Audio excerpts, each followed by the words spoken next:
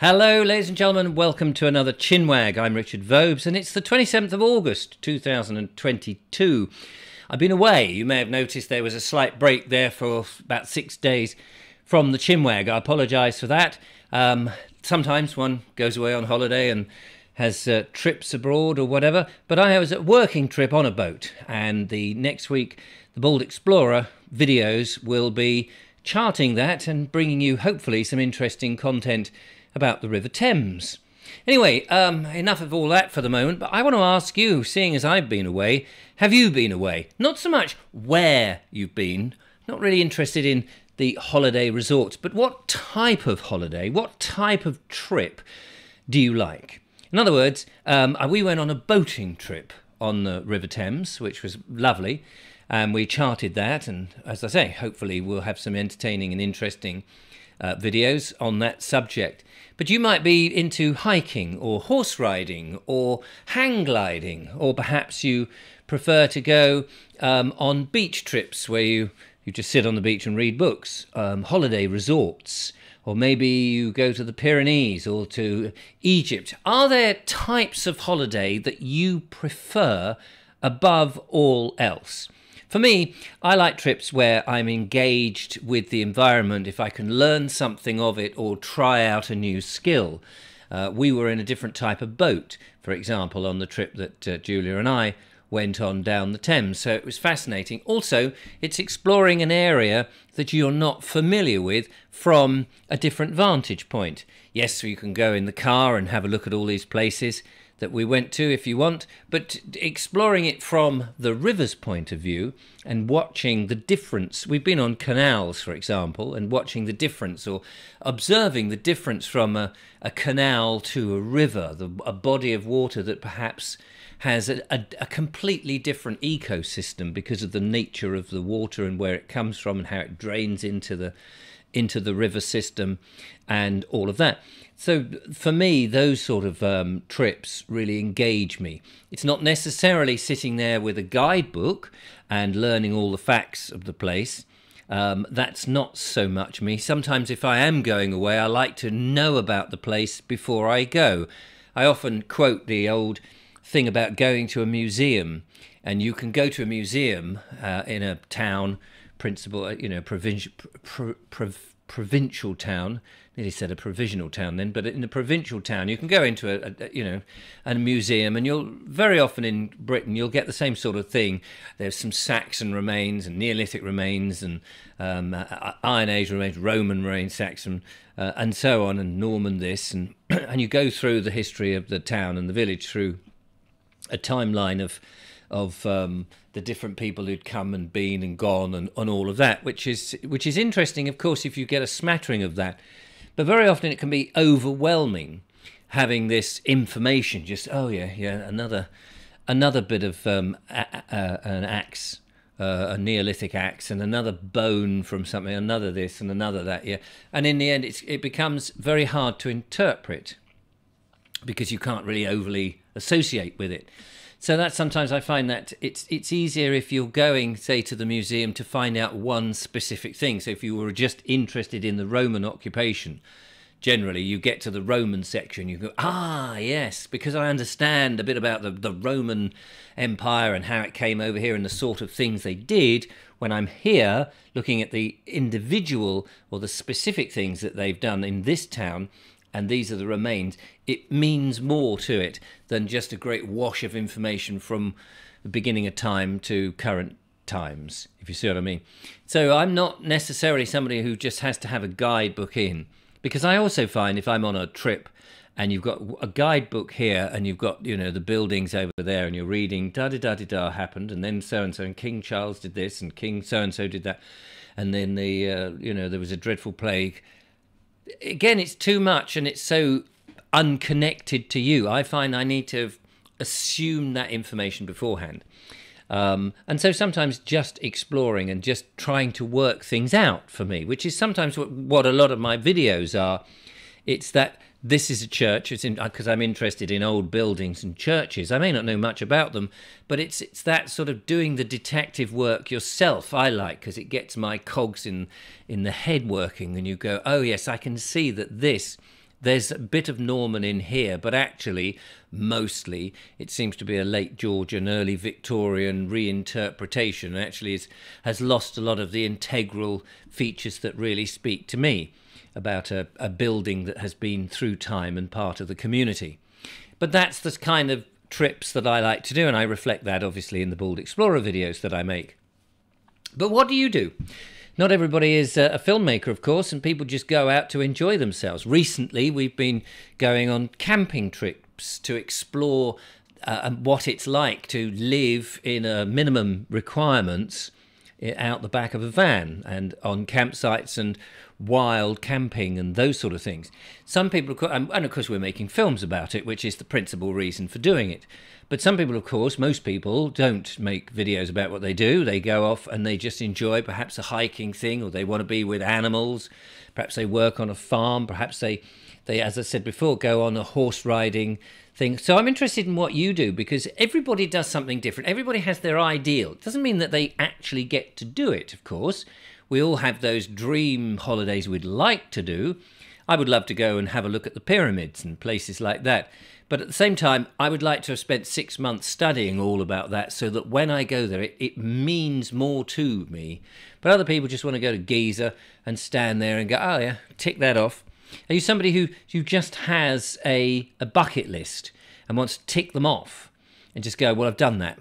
And why have a bucket list? Is that just because you want to show off to your friends? I mean, I often feel that people are just doing that for the sake of it. But that's okay. People can do things for whatever reasons they like. It's not for me to put any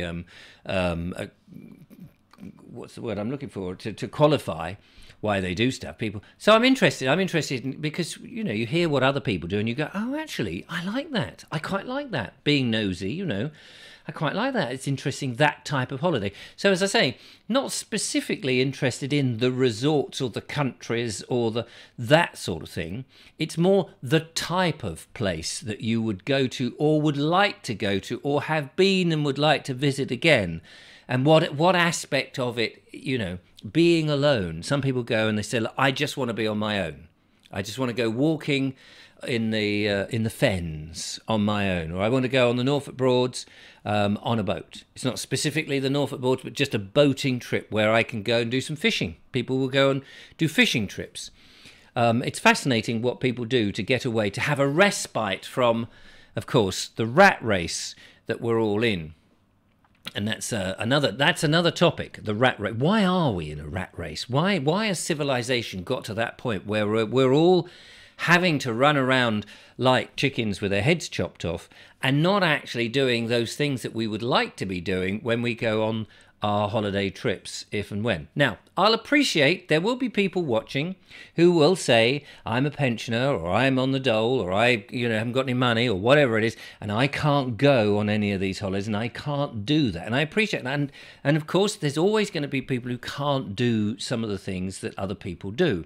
That's life, isn't it? It's a tragedy, it's a shame, but that is the way it is. So please don't get upset if you're one of those people who, on any of these subjects, you just can't do the things that we're talking about. It's not meant to rub it in any way. But I'm interested in those people who do those things.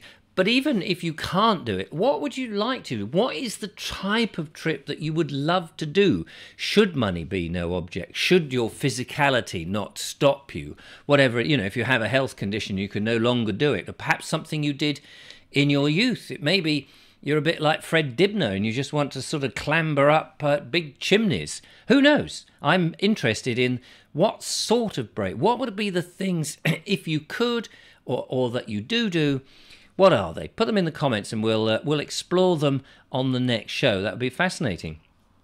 And not just what it is, but why. What is it about it? I have an inquiring mind. I love finding out stuff.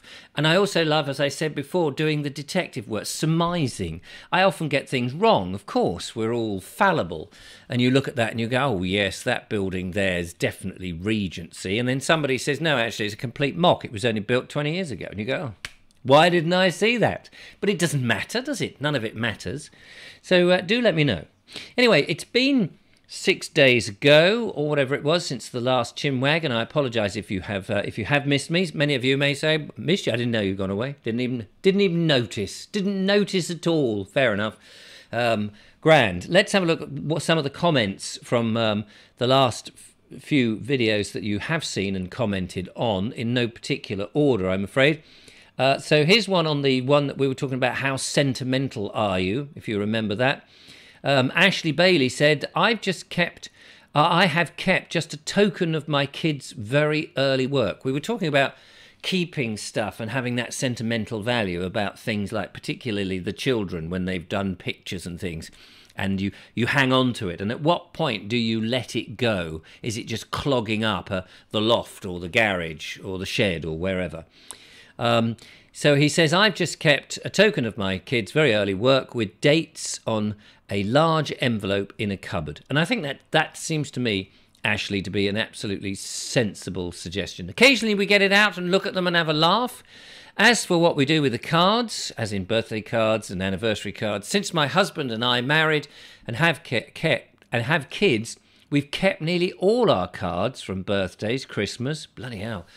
That's quite a thing, isn't it, to do that? Or at least a good sample of them, and stuck them in a physical album. I guess that is a good idea. Thank you very much for that, Ashley. It's great. The little gestures in life. This one was, I can't remember when the video initially went out, but Phoebe says, hello Richard, I remember the videos of your daughter was off to New Zealand. Think she must be thriving as she's been out there for some time. Yes, she has actually been out there. Now, mentioning... Hang on, I'm just trying to get to the little gestures here. I'm not quite sure. You're mentioning her brought to mind a Naked Englishman podcast from June. This is the Naked Englishman podcast that I do, which is an audio podcast available from nakedenglishman.co.uk. If you want to get a daily podcast from me, it's also on Spotify and iPlayer and all those, podcast places that you get things from. I wonder if the indigenous New Zealanders might be echoing your thoughts about peoples from around the globe coming to their land. Yes, the sort of immigration of people. Absolutely, they may well do. I don't know how the New Zealanders think about other countries coming in, or other citizens from other countries coming in and establishing themselves there. But presumably they also have a system. Georgie, my daughter, has to have a visa in order to stay, and she has to be sponsored to stay there. So they've obviously set up a system that approves people coming in, like most countries. So I presume for a certain number of people it's fine, like it is over here. Talking about whether you feel guilty if you can't work, which I think is the last video we did. Walking Wild says, missing my dose of the Naked Englishman podcast and the Vobes show. I'm sure you're very busy, but I particularly enjoy the podcast. Well, thank you very much. That's very kind of you. Ashley Bailey, coming back to Ashley Bailey, another one, says, interesting video about Kemi for Prime Minister. That was actually quite some time ago now. Bullet Tube says, I retired at 62 and I've never regretted it. 10 years later, I feel fine, though a brief stay in hospital while a couple of heart arteries were being replaced was touch and go for a few months, and enjoy the time with the family and a few friends that I have left and have not yet moved south. When you say move south, I'm not quite sure what you mean, physically south. So this is the do you feel guilty about when you can't work? And he says the idea that we have to work to feel whole is just a corporate ploy to get more out of you without compensating you. And I guess, yes, and it does depend on how you are brought up, I suppose, and your work ethic. I was saying that when I don't work, if I have a bit of a lazy day or something, or I'm not very well or something happens, I feel guilty. But that's because I work for myself. I don't feel so guilty if I was working for a large conglomerate who's actually making more out of my work than I am, if you see what I mean. Joe Gaming Girly says, yes, I feel awful if I rest, but sometimes you need to, especially if you do a physical job. I work in the care home, cleaning, moving furniture, cleaning behind, cleaning behind. You're moving constantly and you don't stop. It's exhausting and you ache. It's very hard work and definitely feel it at the end of the day when you've done a full week. You just want to sit there on your days off. But there is so much that you want to get done. But I know when I definitely need to rest and I have to allow myself that. Yes, and of course, if you've got a physically demanding job, your body does need to rest. You're absolutely right. And so that's a different feeling of, well, there's all this stuff to do, but I'm actually exhausted because I've been doing a very, very physical job. And, you know, a lot of people don't do very many physical jobs. So when they're off, perhaps they do more walking or exercise when they're not, to try and get that sort of physical life balance type thing. Terry Banton says about being sentimental, he says, possibly you are reliving past relationships with your new partner, but age could matter in 15 years' time. It's called a time warp. I'm really not sure what you're on about there, Terry, and that has nothing to do with being sentimental. Looking at whether you feel guilty if you can't work, Sandra Louise, the Let's Paint Club, says that brilliant, Chinwag. You made me smile sharing your views on school and qualifications. Oh, good. Yes, I feel guilty if I'm not doing anything, let alone working. As kids, me and my sister always had to be doing something. We weren't allowed to just sit about. And that's true when I was at home. There wasn't a lot of television back then. And I watched from whenever it was, 4 o'clock to 6 o'clock. So 2 hours of television a day was about as much as you got when I was a kid in the 70s. Occasionally, you know, your parents would let you stay up to watch some of the comedies. My dad would let me stay up to watch the Monty Python Flying Circus when it was on. That was a very special treat. Then it was definitely go to bed. But the rest of the time was get out and do something. And you soon developed hobbies and you got yourself occupied. There's better, you know, I always think, if a kid is doing something like sitting on a computer, for example, hours and hours and hours, and you're worried about them, take the computer away and let them be bored. Because eventually, after the moaning and groaning and all of that, eventually they'll start to use their brain and do things. At first, it'll be very inane things because they're angry because they haven't got their computer and the things that whatever it was they were sitting around doing nothing in, and they'll get through that. But in time, I just cannot conceive that the human being would continue to sit and do absolutely nothing, that it has to be active and procreative in one way or another, and start doing something. Now, of course, whether that's doing something for the good or for the bad is another thing. Should cyclists have number plates? Philip Wareham says, if these people are so sacred about accidents, why don't they wear helmets and number plates while walking?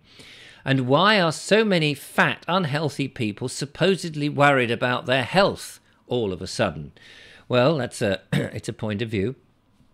Yes, I'm not sure that pedestrians would need to have a number plate. They're walking on the pavement. They're not on the road, sharing it with road vehicles. Yes, it's always surprised me that a lot of people who are overweight. It is a weird thing of the human condition that a lot of people, they know facts. They know things that are wrong. They know things that are going to make them fat. They know eating the wrong kind of foods are not good for them. They know that smoking cigarettes is not good for them, and yet they still do it. And I don't really understand the reasoning for that. I know there's life and there's stresses and there's all those things and the mental health and various things. I don't understand it, but I'm not them. And that's all I can say on the matter, really. I personally try to avoid all fatty foods as much as I can, bad foods, processed foods mainly. And I don't smoke, and I take a bit of exercise and try not to sit around too much. But that's me, and everybody's built differently, and everyone has a concept of the universe and the world and everything around them individually. And so much will be on how they process information that they see based on, I suppose, their childhood and what they think of life and what they think of themselves. It's very difficult to prescribe anything for anybody, really, because only the person can do something about what they want. I guess it's about setting your own goals and how much you really want to do things. One more then before we go. Keep this relatively short, this one. Do you feel guilty if you cannot work? Charles Graham says, long story short, appreciate that, was in the bed of a truck while coming from the river. Woman on cell phone rear-ended us. I flew out like Superman. Point is, wasn't my fault. So me getting partial retirement and SSI, not sure what that is. No, I don't feel guilty.